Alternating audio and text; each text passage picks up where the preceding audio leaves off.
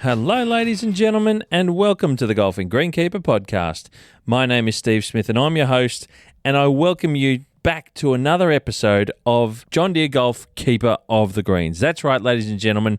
This is another episode where I get to chat with a golf course superintendent somewhere in Australia. And I'll give you a quick tip before we dive into it. This one is with Superintendent Shane Baker from Mosman Park Golf Club in Perth, Western Australia.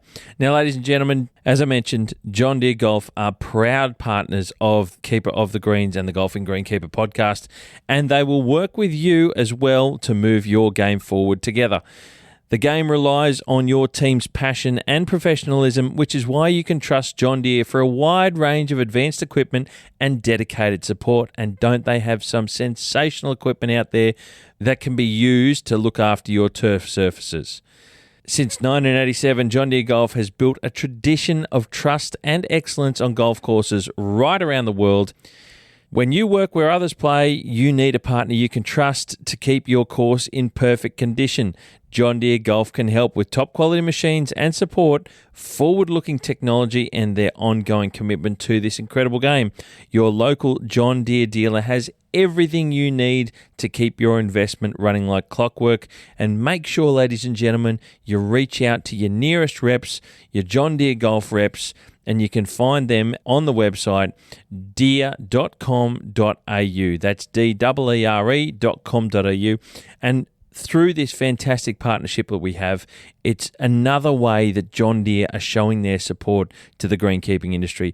I've had so many fantastic comments from so many people all over the country, and indeed now getting further around the world internationally, that are enjoying listening to the stories and to the deep insight that we're getting from golf courses within Australia, and indeed the couple of episodes that I have done in other parts of the world. The reach is incredible. It's getting further around, more people are listening, and the comments and messages that I've got from people that say they absolutely love hearing these stories. They get so much out of them. They're taking away some great insight, some great information, and also they're learning along the way, which is fantastic. And that's the way that John Deere are supporting our industry through this podcast in another way. And I couldn't be happier than to have John Deere Golf as a partner for this Keeper of the Green segment of the Golfing Greenkeeper podcast.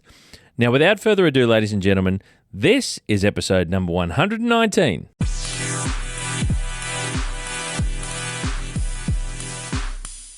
Ladies and gentlemen, it's so good to have another West Australian on the podcast here on John Deere Golf Keeper of the Greens, and I welcome straight in all the way from Perth on the west coast of Australia, the Superintendent of Mosman Park Golf Club and also President of the Golf Course Superintendents Association of Western Australia. Welcome, Shane Baker. G'day, Shane. How are you?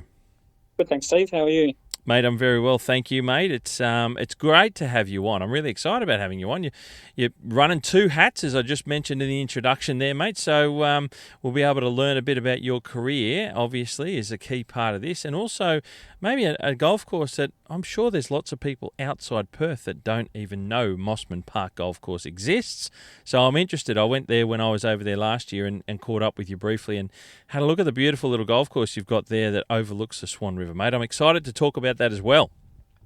Looking forward to it, Steve. Yeah, you brought the rain last year. I think you were there. It was our first rain in about 6 months. So, yeah, you're welcome back anytime.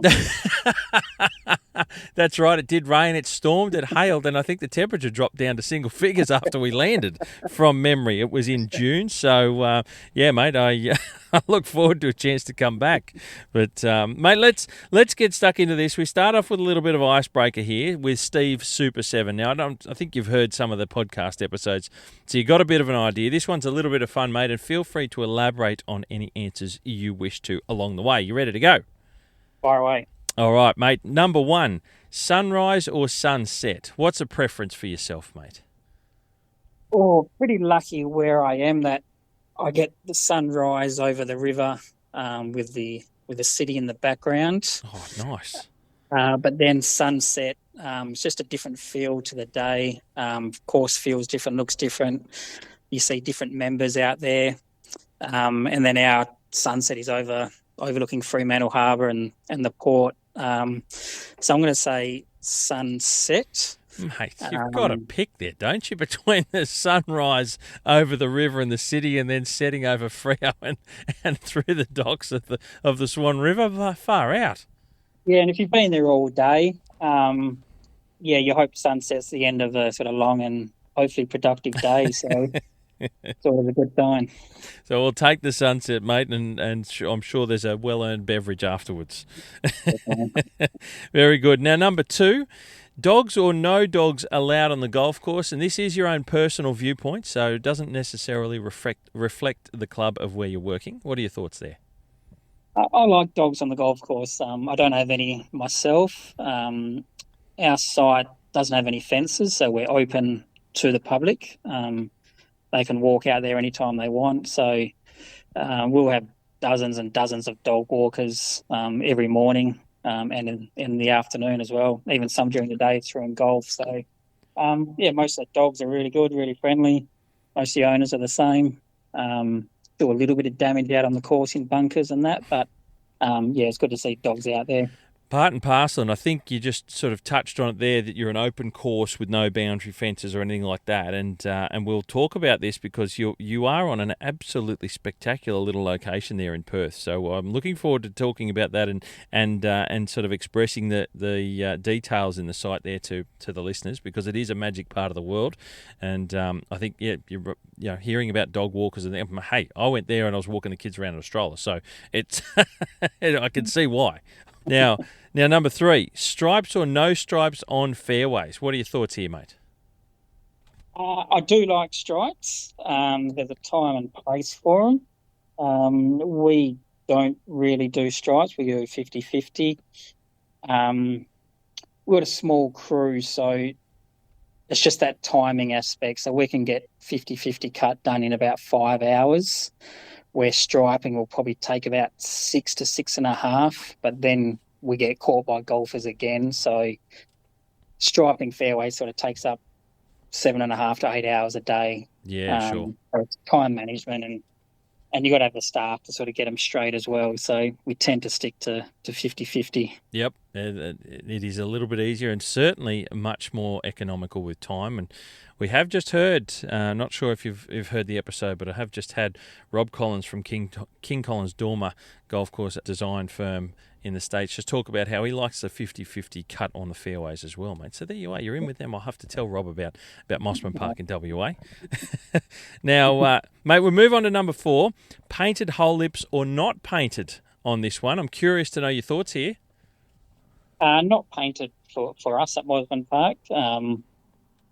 I've worked at tournaments and painted them. They look good, but for us, if you're not changing holes every day, they get a little bit ratty and sort of chip away. And especially with our cooch greens, they tend to chip away a bit more easier. So if we're only changing holes every 2 to 3 days, then they look pretty messy. So no paint for me. No, fair enough, and you've touched on a detail there I look forward to exploring with you a little bit more, so we'll keep the one up our sleeve. Number 5, mate, your favourite grass variety? You can't beat a good bent grass, but we have Santa Ana at Mosman Park on 8 of our greens. So wow. I'll probably have to say Santa Ana. Okay. Just a bit easier to manage through the summer. With low staff numbers, you can not walk over a cooch green for a few days and still be comfortable with how it's performing. With bent grass, you sort of got to walk over it every day to have that confidence. Yep. No, very good. A great insight, mate. Like I said, we'll pick into this one a little bit further. I'm looking forward to it. Number 6, what's your preferred style of golf course? And here we go, coming from a West Australian, so I'm curious. Is it New South Wales Golf Club on the cliffs over the eastern suburbs of Sydney? The Royal Adelaide Golf Club, which, as we know, is a magnificent golf course in more or less the midway point between East and West Coast, or Joondalup, which I'm sure you know well, and lots of people haven't so far have had this question to them, or Joondalup, the wild, incredible resort-style Joondalup of the 3 courses, the 3 9-hole loops there being the dunes, the lakes, and the quarry course. Mate, what are your thoughts on there as a preferred style of golf course? Joondalup's nice, yeah. I like Joondalup a lot. It's probably one of the best conditioned courses all year round here in Perth. Beautiful golf course. But I would have to say Royal Adelaide. Just the contrast between the roughs and the green fairways, the sort of the sand in the bunkers, even down to the mounding around some of the holes. Even the driveway driving in. How good's the driveway going in? Mate, it is. It's just spectacular, isn't it? Yeah, What a drive. everything just adds to sort of the whole experience. The train, the clubhouse. Yeah, Nathan does a good job out there, so I'll pick Royal Adelaide. I think we're pumping up Nathan, Superintendent Nathan Bennett's tyres here. He's copping nearly every vote so far, I think. So, he's doing well at Royal Adelaide. So I hope he's listening. He cops another one, gets another win up his sleeve. Good stuff. Now, number 7, mate, the final question of Steve Super 7, and that is, which golf course in Australia would you like to visit tomorrow and why? And this could be, I know it's a big question, but this could be anything of any reason for no matter what you're thinking of. It might be nostalgic, it might be a bucket list, it might be something that you've been intrigued by or something you want to go back to, mate. What's a golf course in Australia that you would like to visit tomorrow? We're lucky enough to go onto a lot of golf courses around Australia. The Sandbelt, Mornington Peninsula, all through Adelaide, up the Queensland coast, over King Island and Boogle, etc. I'm going to have to say 7 Mile, I think. Ooh. Yeah, looking forward to that opening officially and hopefully getting over there one day. Very, very interesting, mate. A great answer. Like I said, I've got to say it again. I just had Rob Collins on. We're talking about the 7 Mile North course, the second golf course that's coming to 7 Mile Beach. And the first course is soon to open. Mate, what a great answer. Again, I'm sure Matt Goggin will be absolutely loving this tick as well as Nathan Bennett. Matt gets another one. So, mate, great stuff, great answers, and there's a lot of insight there that people can take away from that. So, mate, thank you, Shane, for taking part in those Steve Super 7 questions, mate. Really good. No problem at all. Now, let's have a listen and hear about your greenkeeping career, mate.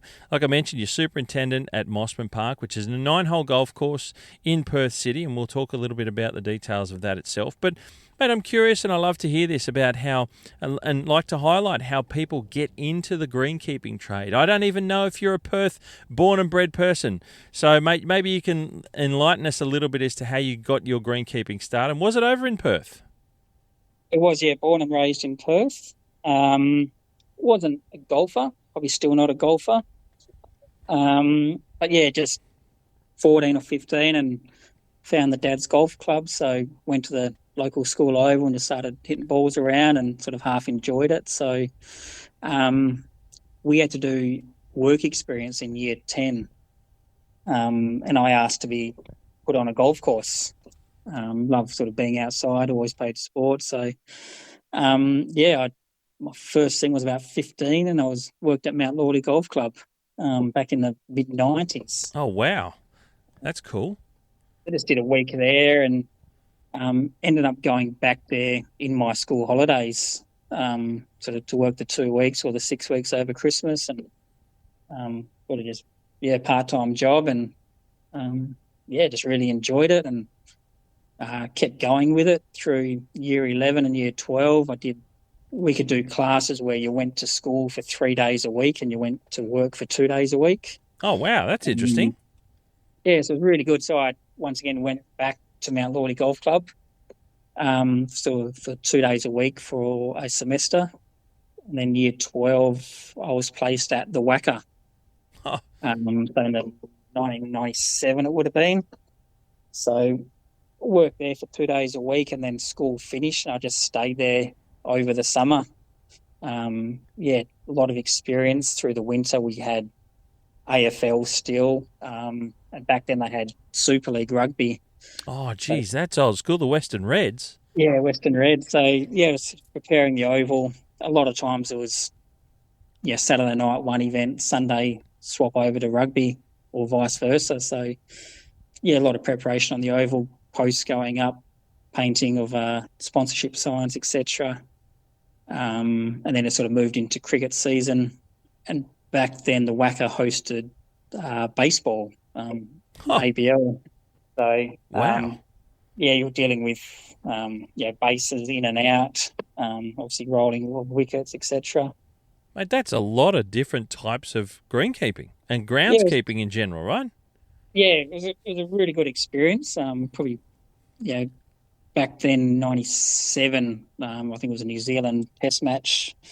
And we had the curator quit sort of about 2 weeks beforehand. So there was a bit of turmoil going on and a lot of media and things like that. So you had to get through that. And then we dug up 4 wickets and replaced sort of a lot of the outfield due to the damage from the rugby and the painting of the signage.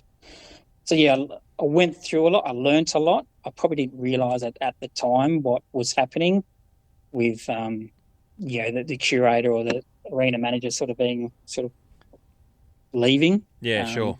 So, it was definitely an eye-opener. Yeah, strange at the time. Even thinking back to it now, still remember it pretty vividly. How long were you working there at the WACA for to take? That's a lot of, like I said, that's a lot of different sports. I'm sure there's a lot of greenkeepers out there that haven't experienced half that many. I would have started there in about June, so for 2 days a week, and then school finished about October, and then from October through to about March or April was sort of full time. Right. A lot of the cricket and the footy, and baseball and rugby. How unique, I mean, we hear about the WACA pitch over here on the East Coast, whether you're used to the SCG like myself, we know what the SCG wicket's like, and we watch the West Coast test matches in Perth at the old WACA pitch was known for cracking up with, near cracks by the time you get to days 4 and 5, you can put your hand down. What's it like? What was it like seeing that evolve during a cricket match? Because I do like my Test cricket, so I used to love watching. I still do love watching it. So seeing the Perth because the Perth wickets now probably aren't what we reminisce on, really, are they? No. At Optus Stadium, it's very different. No, definitely not. I think the WACA had the decades and decades of history and profile there. So just built differently. It's definitely good to watch. I remember Alan Donald being there. Oh, wow. Just watching him from start on, and even the WA guys we had back then with Joe Angel and Nicholson and Brad Williams and things like that. So was Brendan Julian? Was he? Yeah, Julian was there. Yeah, big left armour. Yes, yeah. And some of the batters with Langer and Martin and Moody, etc. Yeah, of course. Yeah, wow. So medium paces, Tom Moody, that's right. So, good experience, and I love my cricket myself, so it was good to sort of meet the guys and watch the cricket all day, which was good. Wow, that's unreal. It's great to have that bit of, I suppose, insight and knowledge of doing something like that. Not many people would have that either. No, definitely pretty awesome not. Experience. Sort of left there and got an apprenticeship at the WA Golf Club in the start of 98, about April 98. So Idris Evans, who's still there, is that? Yes. He wasn't super at the time. He was 2IC. Oh, it must have been. It can't have been too far before he was super. About a year into it, he took over. Yeah, right. There you go. From Ross Gray, and we all know he's been there ever since. And, yep. Yeah. So you spent some time over at the WA Golf Club. How long was that for, mate? About 6 years. So, I think Idris took it from a good course to a really good course. We installed new irrigation system, which included a whole lake. So cleared out a whole area and dug out a lake, which you see on most of his photos. New shed was built, a lot of construction with new greens and tees and bunkers, things like that. So very, very productive 6 years. What position were you there, mate, when you did that? Because I do recall you just talking about doing that soon after he got the role as superintendent. So you were there in what role as part of the team? So apprentice for the 4 years and then another 2 years just as a greenkeeper. Yeah, okay, yep. They had a lot of senior guys. I think when I was there, I left there 21 years ago now, and there's still 4 guys there who were above me back then. Yeah, right. But a hell of a lot of great experience to take on firsthand early in your qualified career, right? Yeah, it was a very fast-paced team. So I was very sort of quiet and shy back then, and I probably might have got left behind a little bit, as in involvement, but I noticed and watched a lot and learnt a lot just from observing and being a part of it. So, great experience, great guys. I still sort of talk to all of them now to this day. So, nice. Yeah, they were a big influence on my career and just how they worked and things like that as a team. Very good to have that sort of stuff. Even like you said, even to be in the workplace and you might not be so hands-on. That's great stuff to even watch. Like you say, you might be doing work on the rest of the golf course and those sorts of things, but you get to see that stuff evolve and take it all in. There's a lot going on. Definitely. So how did things progress from there, mate? 2004, probably about this time, 2004, sort of March. I moved over to America for the Ohio program. Oh, wow. Okay. So, with Mike O'Keefe?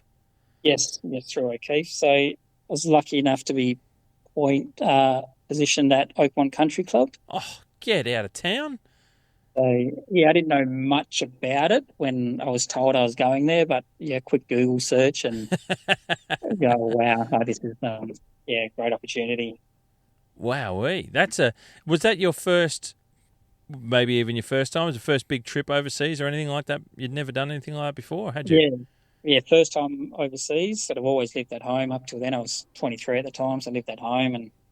And, first time overseas. And, went through, I think, Malaysia, then Taipei, and then into Columbus. Wow, that's unbelievable. Mate, I've got to ask, and I hear about so many of the people that I've interviewed and I've chatted with Mike O'Keefe about the Ohio program, but what was it for you that had you take that step to go and do something like, because that's a really big thing, and maybe I don't emphasize it enough, or maybe people don't even, like yourself, you sort of just say, I did the Ohio program. That's a big deal. If it's your first time overseas, right, the other side of the planet, out of the family home, you're away from family and friends doing something all completely with people you have no idea about, apart from your understanding of the trade of greenkeeping and the skill set therein. What was a trigger for you to go and do that? What was so appealing to say, yes, I want to do this massive deal? Just the opportunity. One reason I got into greenkeeping was I knew you could travel with the job.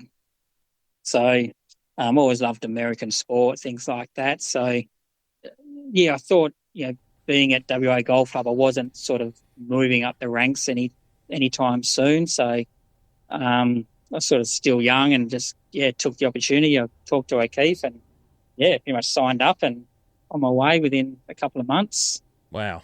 Yeah, best decision I ever made. I wouldn't be where I am today without it, and I still think about the job and the people and the opportunity and what I learned every day. Yeah. Yeah, wow, that's unreal. Any people from that program that you still keep in touch with? A lot, yeah. Yeah, I was lucky enough to do it twice. I went to Quail Hollow in 06, which we might get to later, but... I try and keep in touch with as many people as I can. So I live with an English guy, or two English guys actually, at Oakmont. I still talk to both of them, still go and see them quite regularly and talk to them. Yeah, wow, that's cool. And I went back there quite a few times, so I always ran into the next batch of interns. And they were people like Luke Partridge. Oh, yeah. Glenn Gibson-Smith, they're both Oakmont guys. Yeah, yep. Marlon Johnson at the Australian. Yep. So I know all those guys and might only be, once a year at the conference or something. Yep. But, definitely keep in touch. That's awesome. So can I ask what tournaments you were preparing for there at Oakmont? So 04, we didn't have anything. We were doing construction work in preparation for the 2007 US Open. Right, okay. So a lot of, bunkers and new tees, a lot of the ditches that they're renowned for. We returfed them.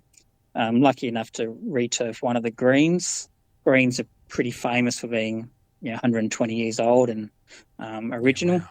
And what grass surfaces are they? What's the turf on them? Poa. They're Poa, aren't they? Yeah, I was going to say.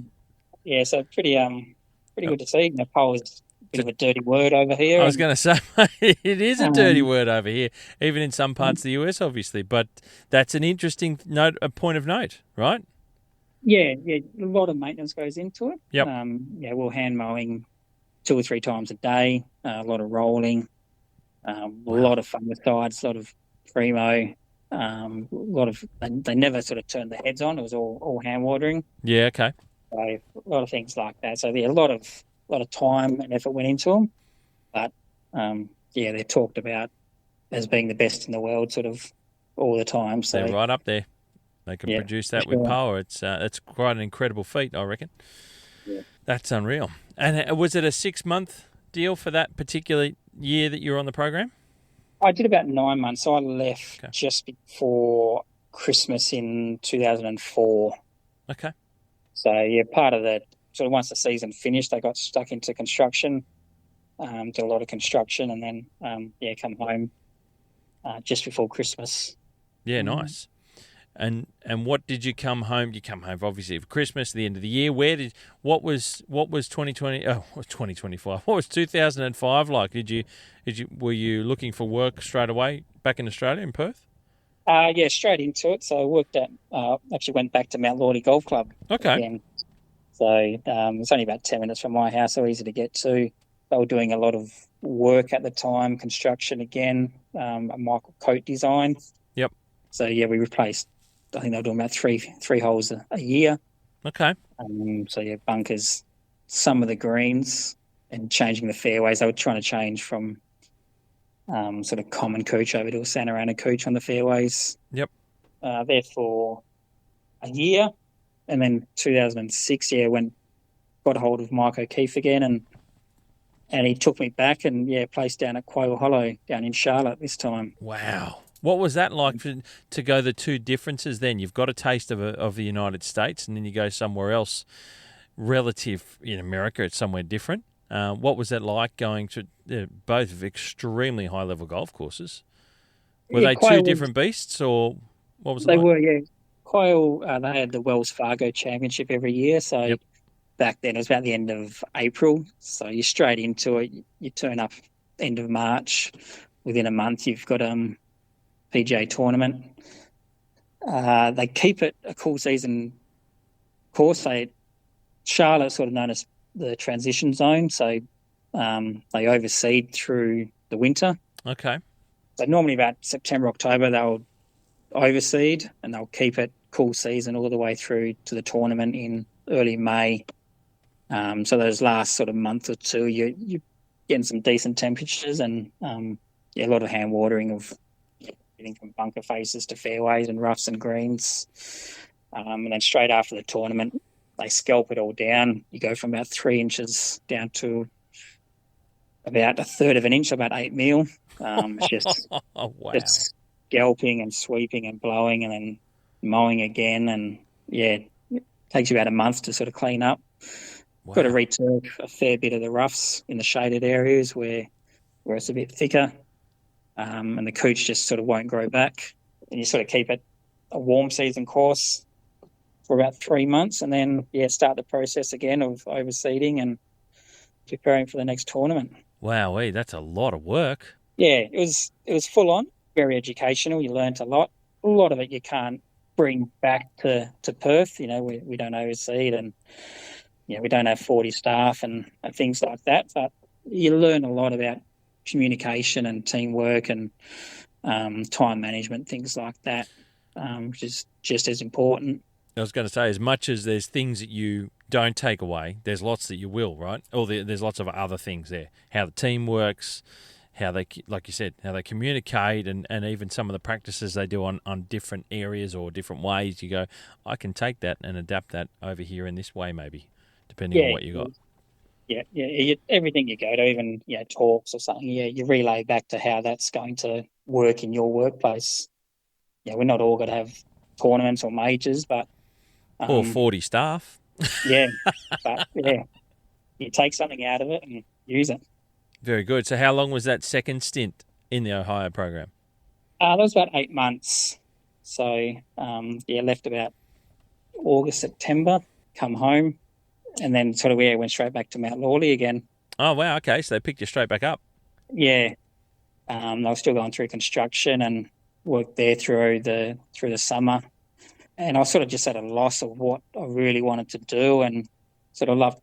While I'd been overseas for a couple of years, I hadn't travelled. So, '07, I took about 3 months off and went back to America just to travel. Oh, wow. I worked at the Wells Fargo, did a bit of travelling, went to the US Open a month later at Oakmont, and just travelled and caught up with people, and actually lived a life of a tourist for a bit, and did that for about 3 months, and then Unreal. went back to Mount Lawley again. So they took me back, and more construction and more work, and then '08 was the same thing. I just went back I think one of my roommates was getting married, so I went to his wedding, and then the week after was the Wells Fargo Championship, and then I think I went down to Jamaica for the cricket. It was the Aussies and West Indies, so just travelled around a bit, and that's unreal. Had a good time, and that's gold, mate. It's and you're throwing in a little bit of cricket again over in the West Indies. Yeah, we've got a few trips over there, and one coming up again shortly. So then sort of come back to Perth and thought I'd better sort of knuckle down a little bit, and end up moving courses to Araluen Country Club. Okay, I've heard of that one. Or Araluen Resort. Yep. Southeast of Perth, about 30 kilometres, I think. Okay. Just in the hills of Perth. Yeah, that was definitely an experience. I was there for about 6 years. Oh, wow. What role did you take there? Started off as a greenkeeper, ended up leaving there as a superintendent. Oh, wow. Okay, so you went all the way through. Yeah, it's one of those courses where the ownership didn't want to put too much money into it. Okay. It had the bones, had a really good layout.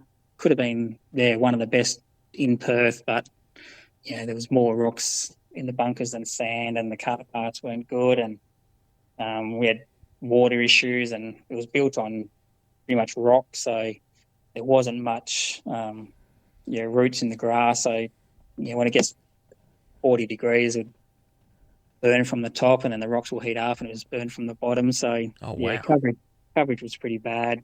If you missed the fairway, you're in gravel. So had some good points, had some bad points. Yeah, sort of mixed feelings about that place. Okay. Different challenges, different things, other things outside the golf course that become challenges in the workplace, obviously, like you say. Yeah, definitely mental as well.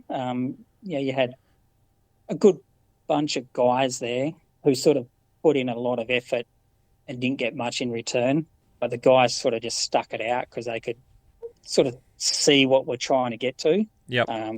Even without the support of the ownership.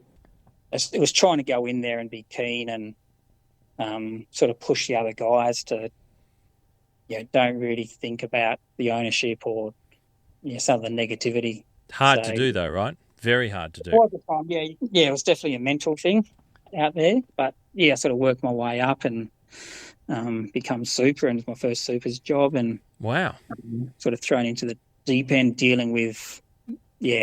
That sounds like a tough place to take on the first role as a superintendent with those things going on in the background. Because as superintendent, they come into your job in a sense. They directly affect how you do things. The dollars and the way things are being run in the management of the club and all that sort of stuff. That mustn't have been easy to be super as a first role there, I wouldn't think. No, it was lucky I'd been there sort of for 3 years beforehand, knowing what to expect. Yep. Sometimes I thought, I could change this, but once I sort of took over, then I realised how hard it was, and you're battling. You'd ring up places to order stuff, and we'll cut off. We couldn't order anything, or you had to pay cash for it. So you were driving down the road to meet a sales rep with $2,000 in cash to pick up some fungicide, just so you could sort of spray something to keep the greens half alive. And it wasn't just, here's $2,000 worth of $100 notes. It was a few hundreds, a few 50s, and then you get down to $20 notes, and the last $30 you've given him shrapnel, you've given him 50-cent pieces and dollar coins just so you can sort of get some chemical. Yeah, wow, that's So, hard. yeah, it wasn't That's great. I feel we made inroads. Place is still operating now. okay. Still a few mixed reviews and things about it, but I think they've changed management a few times, and the manager can sort of get through to the ownership of what's needed, what's needed to keep this place sort of respectable, and because there's a lot of houses up there. It's a housing estate, so Oh, okay. So it's like a resort in a housing estate type thing. yeah. So if you want to sell blocks of land, you need a golf course that's sort of respectable and things like that. So No, well, hopefully they're getting better as time goes on. fingers crossed. Yeah. We hope so. And so, but you toughed it out for 3 more years there after taking the role, mate. That's like I said, I've been through something similar where you're paying things in cash because you don't have accounts. They're all shut off with different people that you're dealing with in different companies. So it's not fun. It's not fun at all. And even to the point where people say that we're not dealing with you. Full stop. It makes life very challenging, and it's not you directly. That's the weird part because it's not you. And I don't know how you felt through that, but when we had something similar at Katoomba when things were really bad with us. Yeah, it's a really weird feeling because you don't have any control of it, but you're the kind of face of it, and you can't answer any questions. You just got to deal with what you've got, and it's kind of weird. Yeah, because I was the one who's had to make the phone calls and things like that, and apologise, and I felt bad, and a lot of these guys I'd known for 10 or 15 years. Some of the sales reps, so some of you called mates, and yeah. No, very difficult. But you did a tough 3 years, and where did that take you after Araluen? When was that? 2015. Yeah, so things didn't end up too well at Araluen. Right. So we had a management company come in, and we sort of never worked out. So I was sort of moved on from there. Oh, okay. And then I had a 2-month trip booked for 2015 and just changed my flights to like 2 days later. Yeah, right. So, just hopped on a plane and went over to the US, and I think I went back to the Wells Fargo and a bit of travelling down to the West Indies again for the cricket, and just there. Give yourself a bit of time and a bit of space just to get away from the stresses of everything. Yeah, sort of went pretty hard there for 6 years, and just needed a break, sort of mentally and maybe physically, and just got away. I didn't have really any job to come back to and things like that at the time, so just sort of go over there, enjoy it, and think about work when I get back. So I was away for about 3 months in 2015 again. Wow, that's awesome. A lot of friends in America, and so it's easy to travel.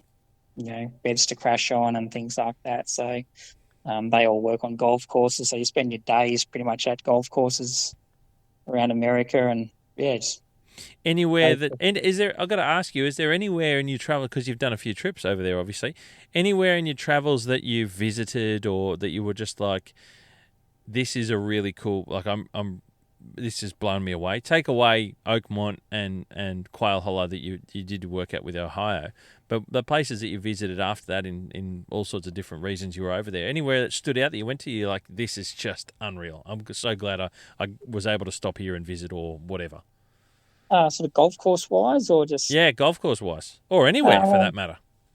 I love the Pinehurst tour. I managed to get to Pinehurst. Oh, wow. A couple of years ago, and I expected to go in there just for like an hour and have a quick look around, but one of the superintendents, he just took me around for about 6 hours. Oh, what?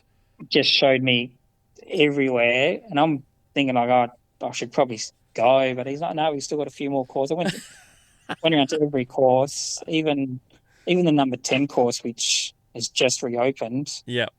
He took me there.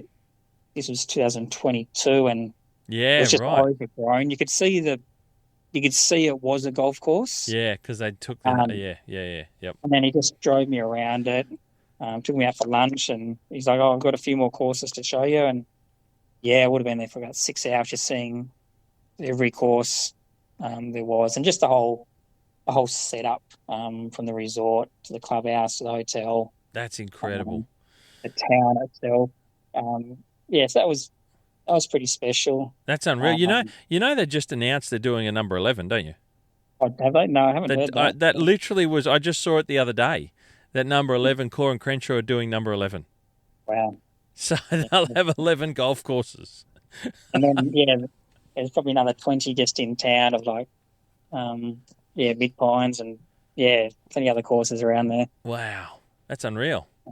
So, yeah, I've been pretty lucky to see a lot of courses. And the guys you work with at Oakmont and Quail, they don't hang around there too long. They move on. Okay. Yeah.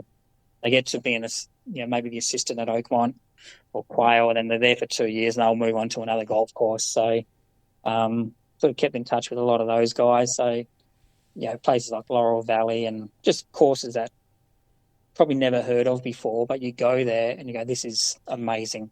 Fair income. Just like, rich guys have a farm and they turn into a golf course, and, the amazing facilities, accommodation. They might get, 20 or 30 golfers a day, but wow. Just the layout, the design, the conditioning is just unbelievable. Fair income.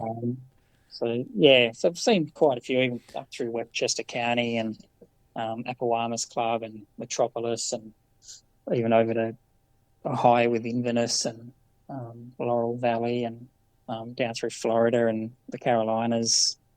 Been very, very fortunate to meet the people I have and be able to see some great sort of golf courses and turf facilities, whether it's stadiums or things like that. So I think I've definitely sort of taken advantage of what this career sort of can give you with travel and seeing different places. So that's unreal, mate. Yeah, I've loved it. That sounds epic. I got to ask you, I go back to you've done a few trips. You've told us that you've detailed some of the stuff you've done. Did at any point you ever consider staying over there and getting a job in the States? 2008, when I went back to Quail Hollow for the tournament, I was talking with the superintendent, Jeff Kent, about staying there, and we went through the process of getting a visa. Yep. And we actually applied for it. It was probably the worst timing we've ever had, but 2008 was the GFC, right? Yeah, so they cut back on all sort of foreign staff, and I think if I did it a month earlier or 3 months later, I probably would have been good, and had good job offer and things like that. So a bit disappointing. Who knows where I could have been now, but there you go. So you did consider it. You were going down that road, but it just timing was all wrong. Didn't work. Yeah. And even now, later on, I half think about it, but probably not too serious. Yeah, sort of happy with what's happened with me here and where I'm at. So fair enough. Yeah. So you take that break, as it were. You spend 3 months travelling over the States in 2015? 2015, yeah. And then what happened when you come home? I come back and I had a job offer for assistant position at Seaview Golf Club. Oh, yeah. Little 9-hole course right on Cottesloe Beach there. Yep. Went and seen that one when I was over there too. Yeah. So it's a great layout right on the beach. I was there for about 6 months, and then the job come up at Mosman Park Golf Club for the superintendent's position, and I hadn't seen the course. Mosman Park's not a course you sort of drive by. It's tucked right out of the road, isn't it? Yeah, I've never actually seen the course. The first time I saw the course was when I went for the interview. So I sort of got there a bit early, and I just drove around the outside of the course. That's the sort of first time I saw the actual course, and then had the interview. And the chairman of Greens at the time, Ron, he took me for a drive around the course and had a bit of a chat. And sort of a couple of days later, I got offered the job. That was 2016, I think. Yeah, February 2016. Mate, you're racking up some years now. yeah, feeling old. So, just gone 9 years a few weeks ago. So, good, loving it more than ever, I must say. probably busier than ever, work-wise and golf-wise, but loving the job more than ever, which is always good after 9 years. Yeah, yeah, absolutely. It's a very good thing after Yeah. 9 years. Mate, congratulations. What a very impressive career. A lot of experience there, mate, thinking about all of the different types of sports turf you've done, where you've travelled, what you've seen, what you've been part of, all over the place. Mate, sounds like you've seen more of, and I'm only guessing here, it sounds like you've seen more of the States than you have of maybe other parts of Australia, but you've obviously enjoyed that time going over to the US and you got a great deal out of it.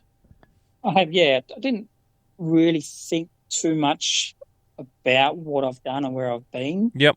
Up until sort of this morning when I was probably prepping for this. I'm like, oh, I've had a sort of decent life and a lot of experiences and some of the best golf courses and tournaments and worked for, two of the best supers in America and one of the best here in Australia. And it's sort of been lucky. I don't know if I'd like the word lucky, but fortunate and probably sacrificed a bit personally and professionally, but I've had a lot of fun along the way and seen some amazing things and experienced a lot of things. And made some great connections and got some great friends out of it too, by the sounds.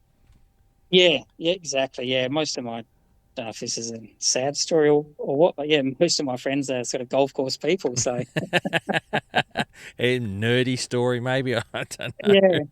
Yeah. So whether it's Perth or over east, a lot of the guys from Quail Hollow that I've met over the times are Eastern Staters. So we sort of catch up once a year or a bit of a group chat, and it's good. Yeah, very good, mate. Great to hear. It's very, very experienced career, which is certainly a breakaway from some of the recent interviews that I've done, which is great to hear. It's really interesting to hear your experience gained from overseas, like I said, and all the different types of turf arenas that you've been on, not just golf, but cricket and even the baseball league and that sort of stuff, mate. It's great to hear. So thank you for sharing that with us all. It's something that I don't think too many people would have done themselves or even heard about. So, mate, it's great to hear that insight into your career. Mate, now, if we can, let's talk about Mosman Park. You mentioned there that it's not somewhere, if you go to Perth, you're not going to drive near it. Like I had a job trying to find it using the sat-nav. I'm like, I'm going through it, and if I can just make an equivalent, it felt like I was driving through, and I don't know what Perth City's like in terms of the affluent areas and non-affluent areas, but it felt like I was driving through Vaucluse. Like there's some unbelievable houses driving down the roads to get towards Mosman Park. I don't know, is it one of the better, more affluent parts of Perth? I've got no idea, but the views over the Swan River are just astounding. It is, yeah. So Mosman Park, the golf club's in Mosman Park, obviously. Mosman Park is its own suburb-owned council. Right. We're surrounded by houses worth 10, 20, 30 million. Street away, they're up to 60, 70 million. Sounds like our Mosman over in Sydney. Yeah. So that's the river end. So Mosman Park's in between Cottesloe and North Fremantle. For those people who aren't aware. And it stretches from the river on one end and the ocean on the other end. So we're at the river end, and that's where the sort of the money is. But you go up the other end of, it's the same street, Wellington Street, up the beach end. Yeah, it's not quite as nice, to put it kindly. You drive through there at 4 a.m. in the morning and you see a few different things. So it's good when you get sort of that halfway point up the road and you're into the nice area. Oh, mate, it is really amazing. Some of the places and the views. Like I go back to the views. I mean, it's spectacular. It really is. It is, yeah. I love it. I wasn't sure that. I certainly didn't expect to see such a beautiful spot in the middle of the city. Like, I don't even know what to compare it to. But your clubhouse, right? So when I got into the car park and parked the car, got out with the kids, and I'm looking out the bonnet over the river, and it's like this cutting. So your clubhouse, where it sits over the edge, is a lookout essentially over the river, and you got this beautiful deck around the front of the clubhouse, and it's like a cutting through of the Swan River's cut a neck through this little area, through this stone, to then get through to Fremantle and out to the ocean. It's a really cool cliff cutting of the river. I don't even know how else to describe it. It's like a cut straight through the stone, right? It's spectacular. The colours, the sunlight hits those stone, different colours that come off them. Oh, it just looks incredible. Yeah, I think we're about 30 metres above the river there, so almost straight down. The river's about 500 metres wide at that point. So across the river, more houses looking straight back towards us. As they built up a pretty steep hill as well. So there's about 5 or 6 layers of or different levels of housing. Point Walter Golf Course is across there. Yep. As well. Yeah, it's a great spot, very peaceful. That could sort of hinder us as a destination club. People might think, oh, that's Mosman Park, we won't get on there, or things like that, or they won't let us on. And you don't drive past it, so you don't get those, the foot traffic coming in like a Seaview or something might do.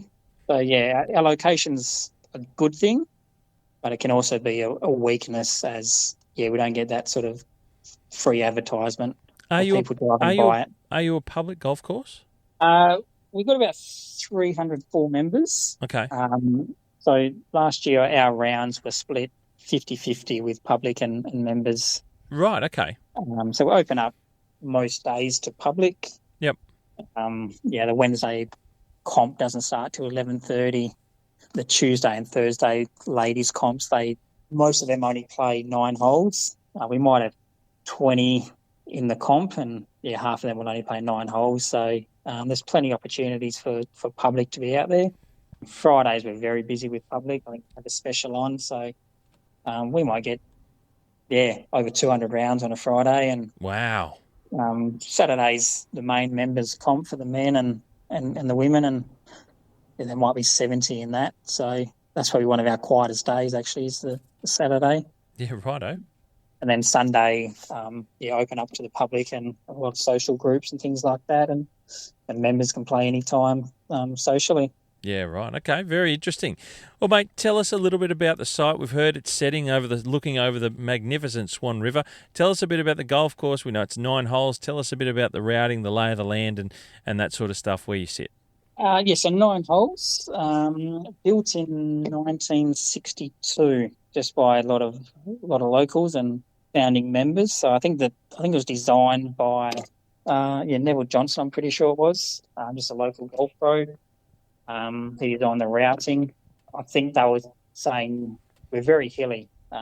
It's quite a steep hill. People have to walk up. So I think with the initial design and consultation, they said you can walk up the hill or play into the sun, which is sort of east-west, and they all decide to walk up the hill instead. So okay, because the holes run more north-south, don't they, the long holes? Yeah, I think we've got 7 holes north-south, and then a par 3 down the bottom, which is east-west, and the 8th hole up the top, which is east-west.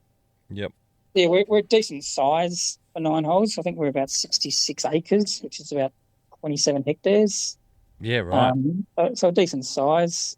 9 holes. Our 5th hole, we've got 2 sets of markers for every hole, so front and back, and we just have the 1 pin on each green. Yep. But the 5th hole is a little bit different. Tee off either 5 and 14, tee off, and then your second shot, the 5th green is to the left and the 14th green's to the right. They're probably about 100 metres apart. So, oh, wow. And on what you're playing, you can, if you just want an easy walk, you just play the 14th and the 6th tee is right there.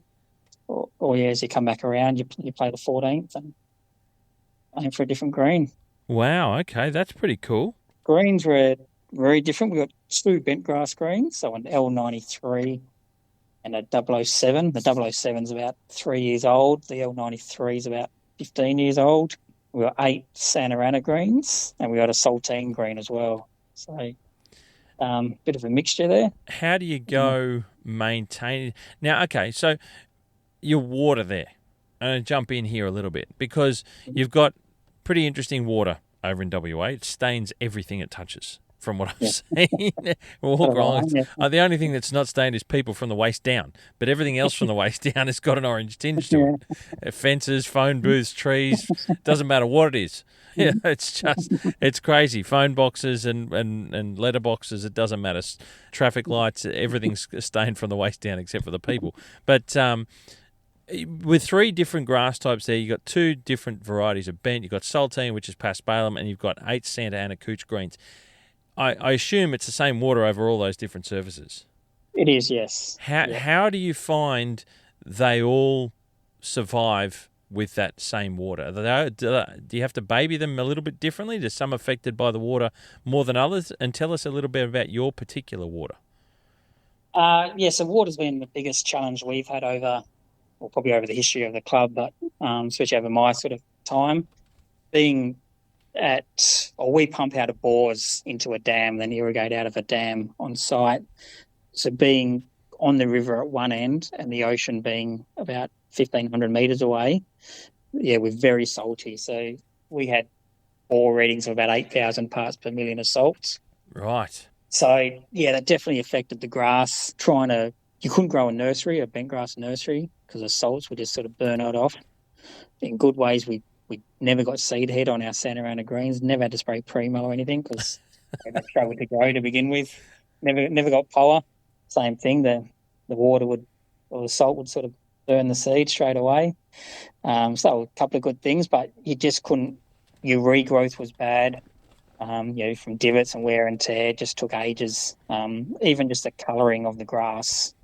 If you look at some old sort of Google images from overhead, it just looked hungry and being all the time, especially through summer. So a lot of challenges there. But about 3 years ago, we did a lot of research and got some hydrologists and they tested every bore and put a probe down every bore and just took readings, I think, every 10 centimetres. It gave you a reading of the salt level and the flow, and they put that into a graph and they said, this bore needs to be, raised up or something like that. Oh, wow, okay. Or slow your flow down. Yep. So we did that. We got rid of one bore that was really bad. That was our worst one. And then some of the other bores, we just put a smaller pump in. So instead of having the biggest pump and just pumping as much water as we can, we'd slow them down to like 0.8 of a litre a second just to get that fresh water or the freshest water coming in. Yep. Being that we reduced the flow that much, we had to install more bores. So we put in 3 new bores. And there was an old decommissioned one on the council oval next door to us that we re-drilled and cleaned out and put a pump in there. So we ended up putting in 4 new bores. And now our salt readings are about 1,500 parts per million of salt, which is still not great, but a lot better. And you can see the results. We're green sort of all year round. I actually have to spray Primo now. I have to spray Power. A good problem to have. We're actually getting growth and things like that. So, we can bring turf in and that sort of handles it straight away, where before we could bring turf in and it'll take 8 months or maybe even a year to really establish because it just wasn't used to the saltiness. Wow. There you go. That's unreal. A lot of work that the club done and, it set us up, for a long time, hopefully. Very impressive. I'm curious to pick your brains, mate, about your Santa Ana Cooch greens. I don't think I've ever heard of it. Anyone doing it? Is it a Perth thing? And I don't mean to sound rude when I say that, but you guys are unreal. And this is one thing I learned is the way that you're so removed from the East Coast, and I love how you guys just do your own things. You don't follow trends. You really do what suits you best. And I've seen it with other things. I can't think of anything off the top of my head, but I remember chatting with different people over in WA on golf course, and I just thought, wow, this is unreal. You don't just follow the leader by what other people do here on the East Coast. Lots of people tend to talk, oh, well, they do that over there, so we'll do that here, and it's not always the right way. But Santa Ana Cooch on greens, I don't know of anywhere that does that. So is that a Perth thing, or do you know of anyone else who's done it? I think the new Fremantle Public Course have installed Santa Ana. Not that I know of. How did you get to that conclusion? Was it you, or was it something that was already there? I was already there, so I think the course was planted with bent grass back 60 years ago, but I think due to the salt water, Yep. it was just too difficult to sort of maintain bent grass. Sure. Yeah, you struggled to hand water bent grass a few years ago because you're pretty much just watering with salt water. You're targeting that area. So It's terrible. I probably found it easier and better for the turf if you just gave them an extra few minutes for overhead sort of each night rather than trying to, target one area too aggressively. And by the end of summer, you'll just see a layering of salt and Wow. there'll be bare areas and it'll just be white, and you have to try and scrape it away just to sort of get through. So how does the Santa Ana cope with whatever height you're cutting at, mate? I'm a huge fan of Santa Ana cooch, and I'm stumped. I've never seen this. I didn't have a good enough look when I was there seeing you. I was only there briefly with the kids to say good day and have a look at the course. I think I saw one of the greens there. It was the 9th green. But tell me more. Tell us more. I like it. Like you can, they're not bent grass. They don't roll like bent grass. A lot of the members want bent grass. I'd probably prefer bent grass, but for our situation, Santa Ana works well. You can treat it like shit, to be honest with you. Like you don't have to hand water it. Like I said, you can not look at a green for 3 or 4 days and you just know it's going to be fine. Yeah, through the winter, we don't go dormant. It definitely slows down. Yep. So we might only cut it twice a week or something through the winter. A lot more rolling and just de-dewing. We don't go aggressive with the heights. I think we're at about 3 to 3.5 mil. Wow, that's wild. I've heard people get down to 2.5, and it's probably not something we can do without. I just want to know who's doing this. Who else is doing this? You hear some people up in the sort of Queensland coast that might have cooch. I'm not sure. Yep. I think it'll be Santa Ana, but it might be something where they can get it. Sure. Temperature's a bit different there, and probably the budget's a bit different. So I'm happy with 3 to 3.5 mil. I think a lot of the members might want them a bit quicker and things like that. But management-wise, I think they're good at where they're at. Do you Santa Ana notoriously with how I used to have it at Katoomba in the Blue Mountains, and it's not a hot part of the world by any stretch of the imagination, but we still had to, if you wanted to get the best out of it, you had to dethatch, you had to you're scarifying or verticutting or doing whatever it is to manage thatch. How do you go with that on a putting surface as Santa Ana cooch? Would groom pretty regularly, almost probably through the heat of summer. The groomers are on pretty much every day. Yeah, right. And then maybe once every month or 6 weeks, you'll give them like probably more a heavy grooming or a light scarify. Yep. A couple of different directions. Same thing. You can just go over it twice. We only did it about 3 weeks ago. We're about -3 mil. That was scarified 2 different directions. Just blew it off. Double mowed it, and good. Does it get grainy like some cooches we know of that are putting surfaces?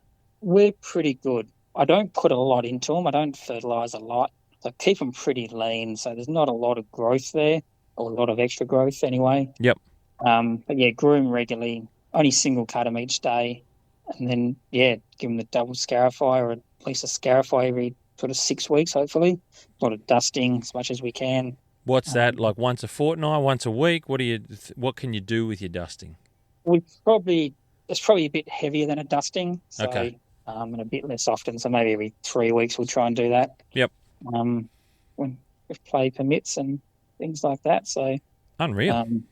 It's hard when you do sort of things like that, and with our staff numbers, if you're dusting, then you've got to roll for a few days, and rolling takes a bit extra, and sort of got to prioritise jobs and real time management. So those things always come into play with what we can do and what's possible and what we want to do.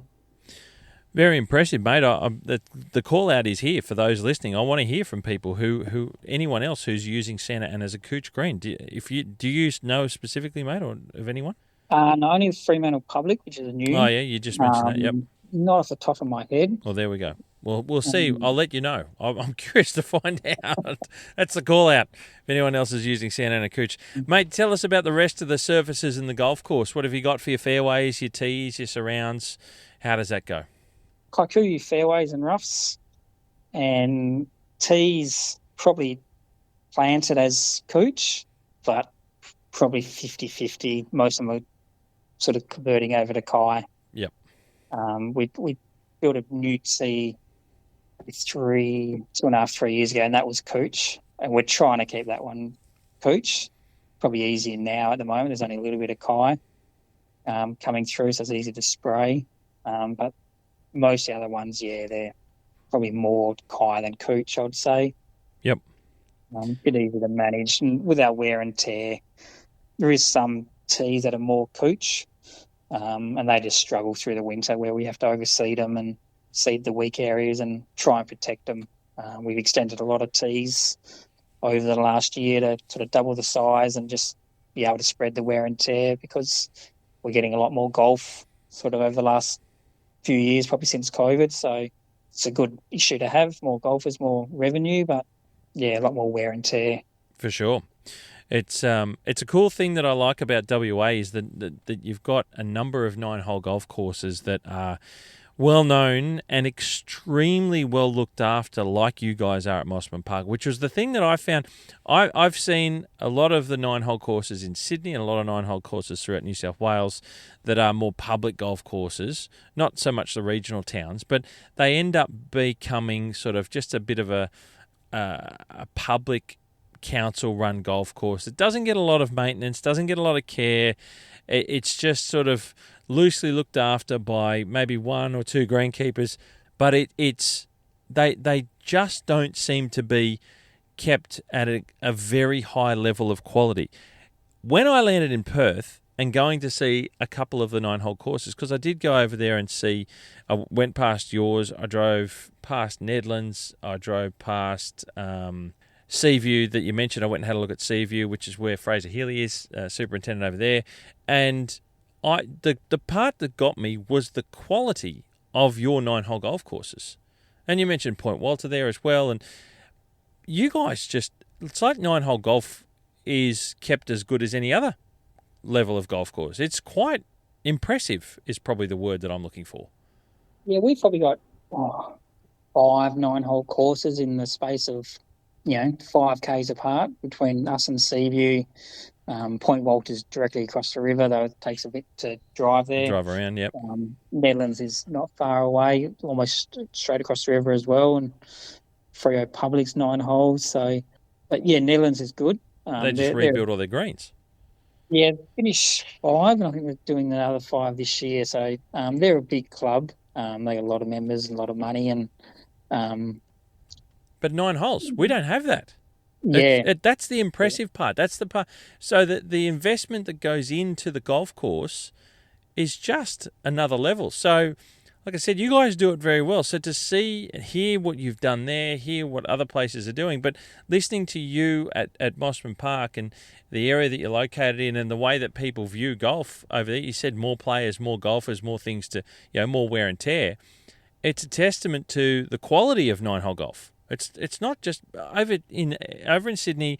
There's just a thing that's, I don't know why. It's just it's 9-hole golf. It's not golf, and all the money and all the members and all the. If you're going to join anywhere, it's got to be 18 holes. If it's anything less than 18 holes in Sydney, we just don't view as golf. We view as a hit and giggle, and it's not worth worrying about. But in Perth, it doesn't matter. It's all golf, and it's all high quality stuff. It's unreal. Yeah, I think some guys sort of think of 9 holes, like you said. But no, I think we work hard. We have our challenges. We've got 2 or 3 staff, and we've got one of each machine. So if there's a breakdown, if one guy doesn't turn up, you lose 50% of your work. If you lose your fairway mower breaks down, you're not mowing fairways for a week or 2. So Sure. We don't have the luxury of 2 fairway mowers or 10 staff. And if one guy doesn't turn up, you can get by with 9 staff. But even if half of them don't turn up, you can still get by with 5 staff. But yeah, if I have 2 staff and one doesn't turn up, then you're sacrificing jobs. And if that fairway mower or rough mower breaks down, then they're not getting mowed. until we fix it. So yeah, a lot of pressure on the smaller crews and the smaller courses. Yeah, probably besides the Netherlands, they're doing all right financially, but we're okay. We're not world beaters or anything financially, but yeah, we get by with what we have, and yeah. Mate, I just wanted to point out to people that if they've never been to Perth or if they're thinking about going to Perth or whatever, I was astonished by the level of quality in the 9-hole courses. It's unreal. You guys do it so well over there, and it's worth talking about. So, mate, I'm curious in amongst all this is the lay of the soils. What's underneath your turf that you're growing in? Because you talked about the challenges with your water, but we've equally talked about the location, the setting perched above the Swan River, which is cut through the stone. Is your soil, is it shallow? Is it hungry? What's it like there? Very hungry, yeah. So we don't get a lot of heavy rain, but yeah, we don't get puddles. We don't. Bunkers don't hold water. It's very free draining. Okay. If we do get even if a station gets stuck on all night, it's probably the most water we'll get, but you wouldn't even notice it. Yeah. Okay. Through there and thing, it's just flows straight through, which is good in winter, not so good in summer. Yeah, sure. Not too much limestone. I haven't sort of found any too much. Like there along the edge of the clubhouse and the cliff edge, but out on the course itself, pretty free draining and sandy. Okay, very good. Out of curiosity, you just mentioned there your team. You've got 3 full-time staff. Is that where you're at? No, no full-timers. No full-time, apart from yourself. I can't find staff. I've been looking for an assistant for a long time. Are you still looking? Yeah, still looking. Anyone listening that's interested in moving to Perth, trust me, you will absolutely love Mosman Park. It is like nothing else you've seen anywhere else in the country. It is fantastic. Go and talk to Shane. Okay, need all the help I can get. Yeah, I think we're offering decent money, very competitive money for the job. Overtime, lunches we get. So it's a good opportunity for someone, but we're not even getting applicants anymore. Fair income. Yeah. So what do you put that down to? I know in Perth you guys compete with the mining part of the world, and that's a challenge in terms of financial competition. But is that... I mean, we're well past COVID now. What is it? I think people get comfortable in where they're at. They don't want to move courses. Yeah, I think they're comfortable. Don't know. Get out of your comfort zone, people. Yeah, you got to move. You got to go somewhere to get somewhere. Well, you do, and we've heard. Hey, your case in point. We've heard your career. You've done that all the way through, and it got you to some pretty incredible places, not only in Perth but also around the world. Very impressive. Exactly. Yeah. So just struggling, and even apprentice-wise, we try and have an apprentice, but it's probably a bit unfair. Maybe I'm sort of looking for that unicorn who's 19 and grew up on a farm and has a bit of nous to him. You know what they say about unicorns, mate? They don't exist. Yeah. I noticed that. So, yeah, it's hard for us with small crew to get that 17-year-old who's just finished school or works at Farmer Jack's or somewhere you got to take a risk on him. Yeah. And sometimes we just don't have that time, or if he doesn't work out after 3 months, I feel sometimes we've wasted that time. Yep, you've torched that time. That's right. Yeah, you are going to be a first-year apprentice, but you also got to be third in line or third in charge. So I need you to, your first day you're mowing greens, and your second day you're changing holes, and then you're mowing fairways, and you need to know not how the pumps operate, but at least how to reset them if you're there by yourself, because within a month you'll be doing weekend shifts by himself, and you really got to trust them, and they've got to be able to do it. I've had guys who, after 5 months, they struggle to empty bins, and that's no exaggeration. So you sort of got to move them on, and you feel pretty bad because they're thrown into the deep end, but we just don't have that time to spare or to really, really nurture someone. If you had 10 or 12 staff, you can go and be a proper first-year apprentice where you make mistakes, or you sit back and watch, or you take it easy. But at Mosman Park, you got to. Yeah, it's unfair. I admit it's unfair, and but it's what we sort of need. You just need someone who's a bit of a go-getter that's also it can pick things up pretty quick. Yeah, a bit of common sense about them and things like that. So at the moment, I'm running with 4 casuals. They all play football together for Claremont in the Waffle. So they're all good young kids, all 19. None of them want it to be their career. Right. Three of them are going to university. So while I have 4 casuals, the most I have on each day is 3. So sometimes I only have 2. Sometimes I have 3. Never have all 4 in at once. But yeah, so the days vary each day and what team's in or what group of guys are in. Yeah, they can do everything. They change holes, mow. They're starting to learn irrigation, things like that. They can't spray, so they can do sort of 90% of the jobs. And they'll turn up. They'll let you know if they're not coming. Yeah, they're not idiots at all. They're good young kids, but long-term future. Yeah, they won't be there sort of long-term. Well, unfortunately. Well, hopefully, mate, we can. This is the call out. Maybe you will get that unicorn. Who knows, mate? Or maybe you'll get a new assistant. So that's the callers out there, ladies and gentlemen. For anyone who's got any interest in Perth, to a great 9-hole facility. There you go. You're listening to the story about about Mosman Park Golf Club. And Shane himself. So you get an idea, mate. Tell us a little bit about. I want to know, in your opinion, a standout area of the golf course, somewhere that's just a really nice place to be, to take all in what Mosman Park Golf Course is. Maybe its personality or its character, or just a beautiful spot at a particular time of the day. What's somewhere that you know is just something that people may not even know about? You've talked about it a few times, but probably the clubhouse, especially at sunrise, where it's still dark, and I'm probably the only one up there. So just up on the deck of the clubhouse, overlooking the river and the sunrise, it's always nice. Even the front of the clubhouse, looking back up over the ninth green. Yep. Up the ninth fairway. The ninth fairway and the first fairway join up. So there's sort of good mounding and bunker shapes there. So that's always a good view. I like the 7th hole, par-3 up the top of the hill. You can see most of the other holes, or at least part of the rest of the course. And you also see Fremantle Harbour. You see the cruise ships come in. You see the cargo ships come in. Because it's quite high up there, isn't it? It is, yeah. One of the first things I did was prune up a tree to really open up the views back to Fremantle Harbour and the traffic bridge and the museum and the port itself. So nice. It's nice up there. There's a lot. I love the landscape. I don't know if that's an inherent part of that particular site as well, but coming from east, you guys have so many unique and magnificent native Australian trees that are endemic to just the southwest corner and just to that Perth region in there in WA.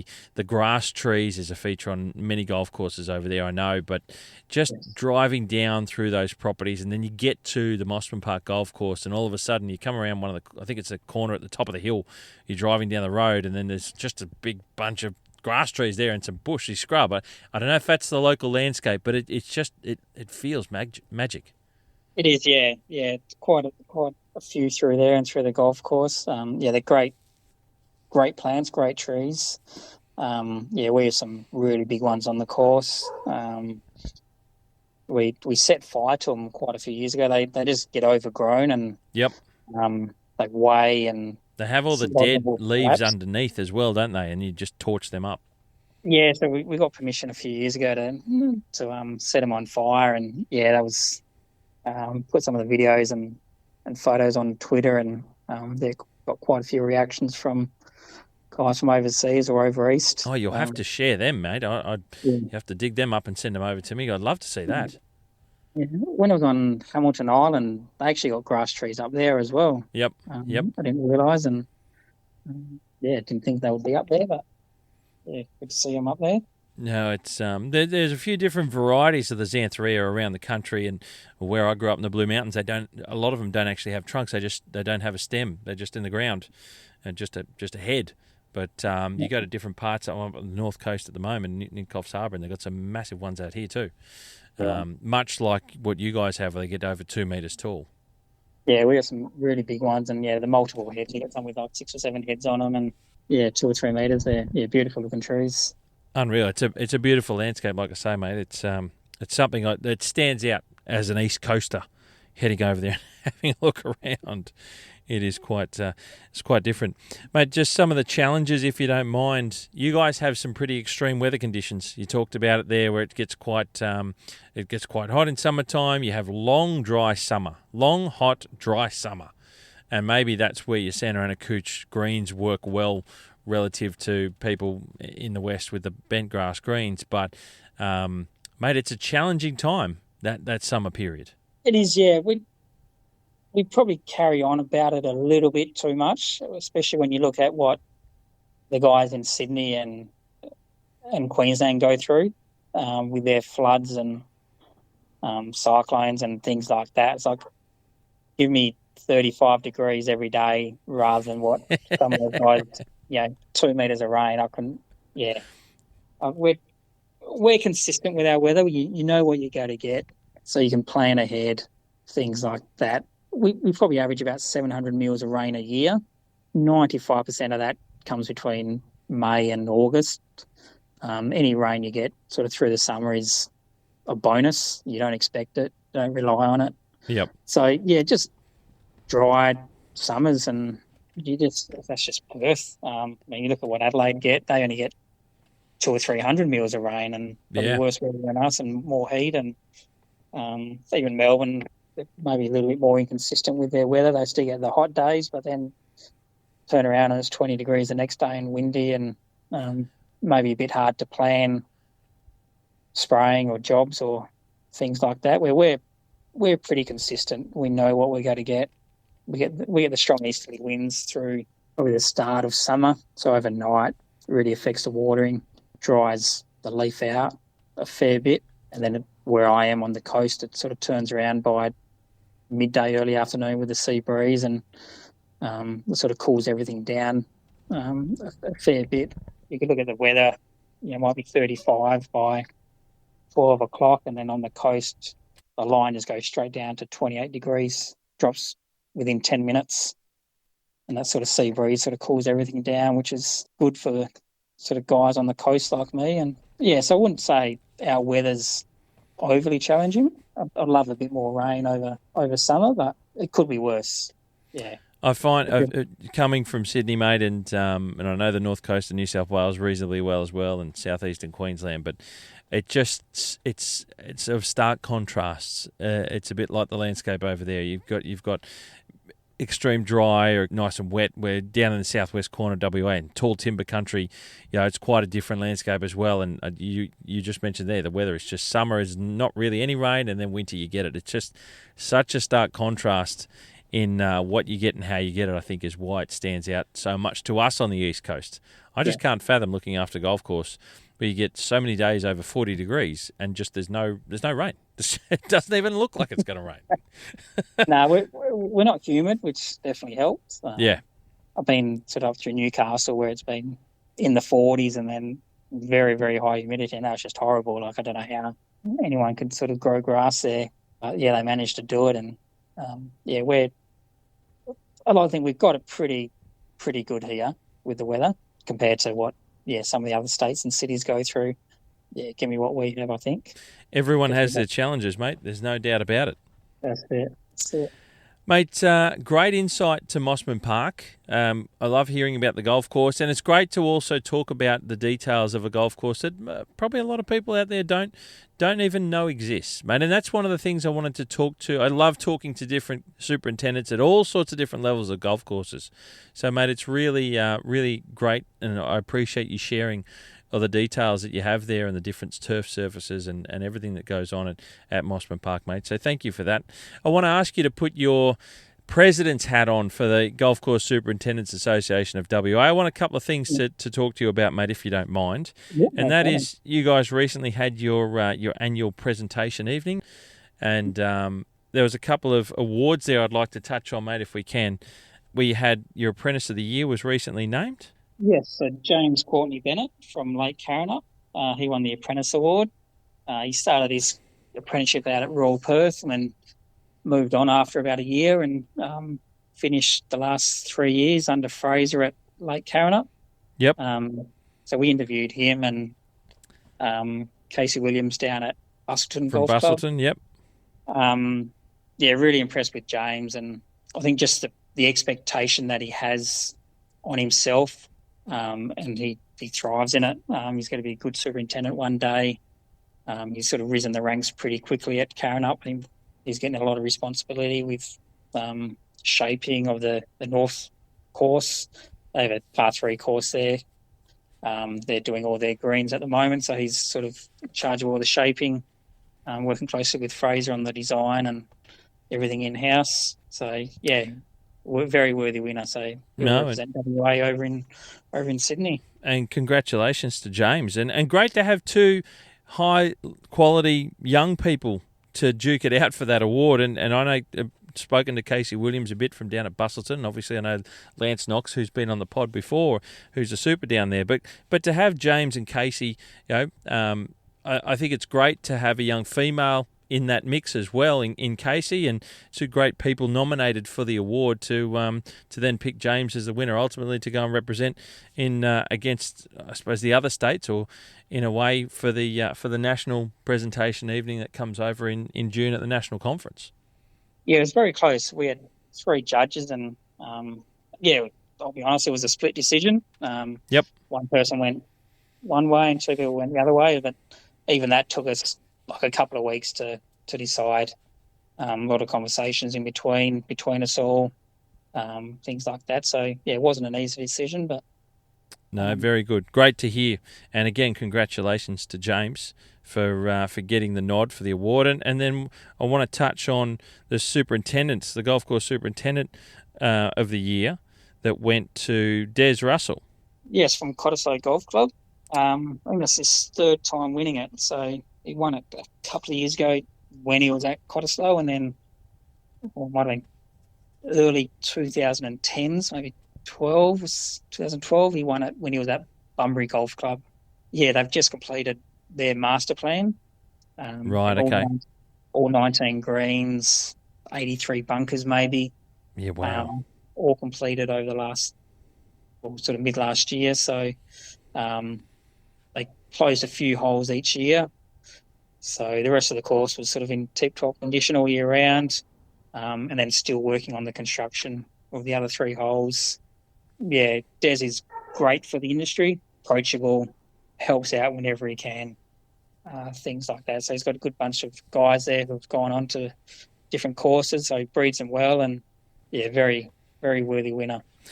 Great to see the recognition over in WA. And you guys, look, as far as breeding greenkeepers well over there, you do such a great job. We hear often about the different people from time to time that come through the annual presentation event that's held with the National Conference of the Australian Sports Turf Managers Association Conference. And WA often has a great representation through that in the people that are winning through your state association there, and it's great to see you guys. Like I say, you breed them well over there, and both men and women, as we see and hear, and obviously young Casey Williams, as I say, who's been a nominee in the process. It's great to see and hear about all this sort of stuff, and it highlights how good greenkeeping is as an industry and how well you do it in Western Australia, which I certainly love to showcase and talk about to the rest of the country and even to the world, which is, we know that thankfully this podcast is received so well right around not only Australia but certainly internationally. So, mate, it's great to hear that stuff, and I wanted to highlight it and asking you to put your president's hat on. So, mate, I appreciate you sharing that and giving us a little bit of detail into some of those winners. No problem at all. No problem. Shane, and that's probably a great way to finish up our fantastic conversation into yourself, your own career there at Mosman Park, but also your long and certainly well-experienced greenkeeping career, mate, as it turns out. And great to talk about Mosman Park there in Perth. It's a great part of the world, and anyone who certainly visits Perth, I suggest you go and have a look at it because it's something very different to what we know of if you're an East Coaster. Shane, it's been great to chat with you. I really appreciate you sharing all of that insight into your career and also your club, mate, and certainly putting Mosman Park on the map a little bit that people may not know about. So thank you so much for having a chat with me on John Deere Golf Keeper of the Greens. No problem at all. Thanks, Steve. Yeah, it's been good to reflect and be part of it.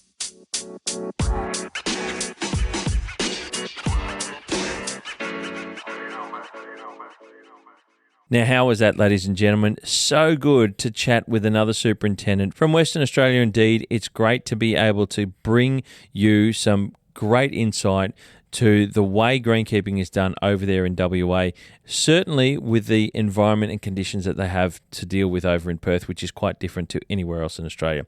A big thank you to Shane Baker, Superintendent at Mosman Park Golf Club. And there you go, ladies and gentlemen. I'm sure that's a golf course you haven't heard of. And if you do travel to Perth, I urge you to get over there and check it out. It's a magnificent location, and I cannot stress that enough, overlooking this wonderful part of the Swan River. It's a fantastic 9-hole golf course, very well maintained, and Shane Baker is a fantastic individual, and I'm sure I'm not overstepping the mark when I say he'd be more than happy to give you a bit of insight and show you around the golf course if you do get over that way to visit and catch up with Shane. And don't forget, if you are interested in working with Shane at Mosman Park Golf Club, there's a couple of positions open that we talked about. So feel free to get in touch with me or get in touch with the club directly. But there's a fantastic opportunity to get to work at a fantastic golf course over there in Perth in Western Australia. You might be local to Perth. You might be considering a move to up your career and take the next step forward. But there is a fantastic opportunity over there that's still available. As you heard, Shane is still looking to engage somebody in those respective roles that are there. Thank you, Shane, for the great insight. It was great hearing some of those things that they do differently, that Shane's got differently there on course, the Santa Ana Cooch greens. And I will say to anyone, if you are out there dealing with Santa Ana Cooch greens, please, anywhere on the planet, not even just in Australia, I want to hear more, because it's certainly not something I've heard of, and I don't know how many people even know that it's being used from time to time as a putting green surface. So yeah, really good insight. And also listening to the stories about Shane's career himself, all the way that he's travelled around the world in part of the Ohio program over to the US, and all these different areas that he's worked in Perth itself. There's going to be a great deal of clickables in this one, ladies and gentlemen, in the show notes. So please make sure you get into the show notes and check them out. Now, also, I have to make mention that I need you to please like, share, and subscribe. A comment or a review is really the best way you can help me get this podcast out further and further. It's making some sensational inroads, fantastic reach is where the podcast is going, but I really want to get this one right up to the top of the tree in not only Australian podcasts in the golf space, but also in golf podcasts around the world, so we can really showcase how we do things in Australia.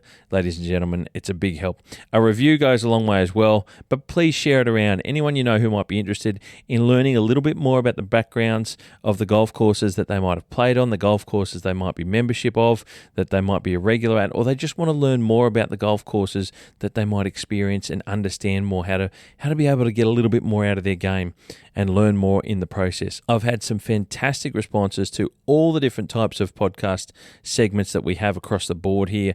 Recently got a great comment from a member from the Royal Sydney Golf Club as well.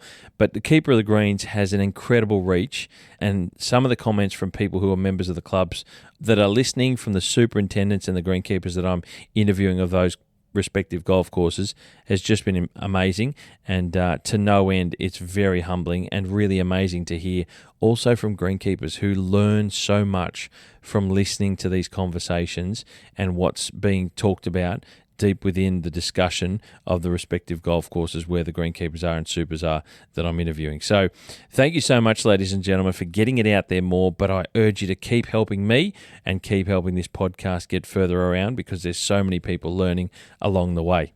As I mentioned at the top of the episode of the podcast, is a great big thank you to John Deere Golf. Ladies and gentlemen, without their partnership, this does not happen. I cannot begin to tell you. There's a great deal of work that goes into it, and the support that I am having from John Deere Golf has gone so far down to letting me bring this to you on a regular occasion, and it's what helps it happen. So I'm privileged and incredibly humbled and excited to continue with this partnership as we're going along and reaching into all corners of Australia and flirting around to some parts of the world. That's a big help in part, of course, with John Deere Golf. So thank you to John Deere Golf. Now, don't forget to check out their website, deere.com.au, where you need to go to find your reps. And if you already know your reps in your area, get in touch with them and go and ask them to check out what latest equipment they've got that's out there that can help you maintain your course better and bring it up to the next level that you want to, because I know you need to go and check out their equipment. It is absolutely fantastic. The technology is just evolving so fast, and John Deere equipment is fantastic for maintaining your turf surfaces. So please go and check them out and talk to them, see how they can help you, because I know that they will be all over it to be able to assist you in any way that they can, which is fantastic. That's their support to the industry. Now, ladies and gentlemen, once again, you hit them clean, we'll keep them green, and I'll catch up with you very soon.